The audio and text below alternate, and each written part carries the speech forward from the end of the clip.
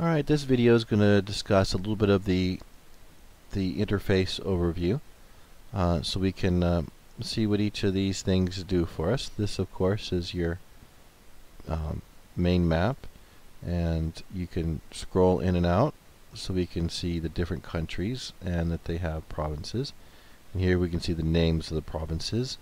I happen to be in Dundee, and a bunch of DRK people are in the Lothians. And if we scroll in more, we can see the counties. And I'm here in Perthshire, and a bunch of our people over here in Lothian. And if we keep going in, and we got also a number of people in Stirlingshire here. And if we keep going in, well, here's me. I'm at Doon, and most of our people, though, are down here in Shield Hill and Linlithgow. We got 3 DRK people here and 1 here, so that's kind of a cool thing. We'll be able to control that parish probably fairly easily eventually. Then of course this button brings us to our village view, and we can see what buildings we have. And one thing to notice when you're placing buildings is that where you put them is actually important. Like this orchard, I need something that I don't have enough resources to do. Well, when you try and place something on the map, you'll see that it'll tell you a number of how much it'll actually produce, and depending on where you put it, the number will be more or less. So for the stone, the larger stone is you're gonna get more the closer you are to this thing, whatever it's called. Same with your lumberjacks. Your hovels will have more people the closer they are to the main hall, and all your food stuff is going to give you larger numbers depending on how close they are to the granary. So that's something to be aware of. Of course, this button we'll talk about later. This takes you to the parish screen, and here's your research screen, and you got these 4 different sections to go over and click stuff.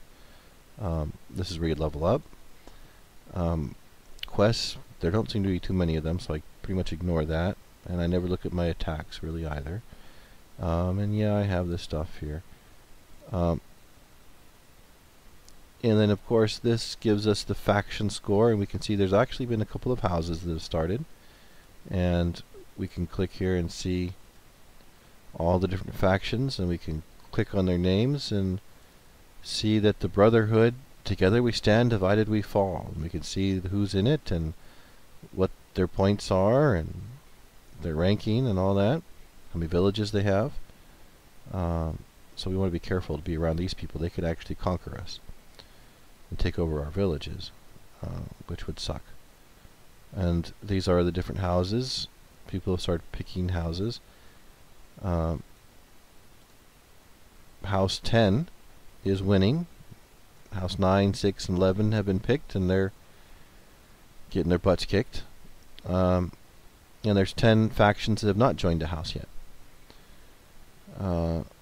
So that's that over screen. And then if we come back here, we've got all these different tabs. We have the village tab. We have our castle tab, where we can come in here and add things to our castle. And you can see that I have gone with a multi-layered wooden. It's like 4 or 5 layers thick, so that it would take them longer to pound through it. And I'm actually going to do something original and just stick wood towers around that will shoot at anybody attacks. And yeah, I have them away from the castle. And the reason why is if they attack from this side, maybe they'll sit there and beat on that for a while, and while they're beating on this, my other 2 towers here in the corners will shoot at them, and also the main one here will shoot at them. This kind of design, where you have multiple towers able to attack different angles, like this tower could attack this field and this field, and the reason why what this is called concentric, and that castle design is something that I will explain more in more detail when we get big enough to actually use our entire square. But yes, you want your towers to have multiple fields of fire. That makes it more effective. I just now gained access to stone, so I can start building stone eventually instead of wood. This tab shows me my resources. If I click on them, I can see how much cheese I'm producing per day, and it's 56,000. And also my wood, or apples. And I'm producing 5 bows a day. I don't have any currently in stock. And I can see my wood and stone production and how much I have.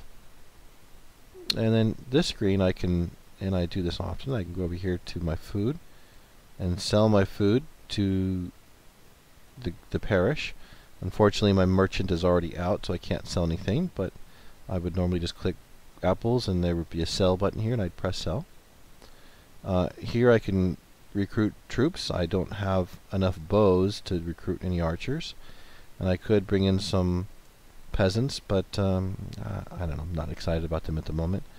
My maximum army size right now is 50, and I've only got 13 troops, so I got all mine killed recently. I have 2 merchants. This is where you recruit them, and I have 2 scouts, which are very expensive to get. They're 100 gold each. Banquets, I haven't done this yet, so I don't know too much about that. Can't really talk about it. And then, of course, here's where you make vassals, and you can see that Peppy Land is my vassal. That village is my vassal, and I can click on it, and it'll take you to see who it is, and it's actually LP Carrillo 2, who is a bondsman already, and he is my vassal. What the vassal does, it doesn't really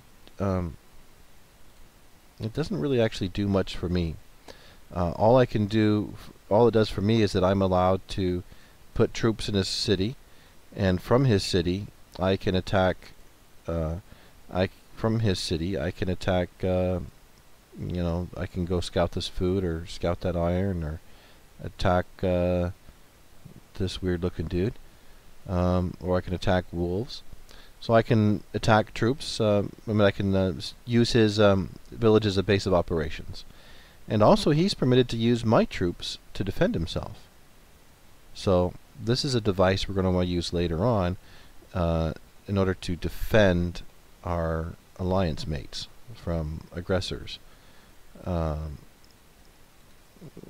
the other thing that the vassal, what it does for LP is that because he's my vassal, he just gets an honor boost, and honor is the best thing. So that's a rather lengthy video, but that just gives you an idea of the interface.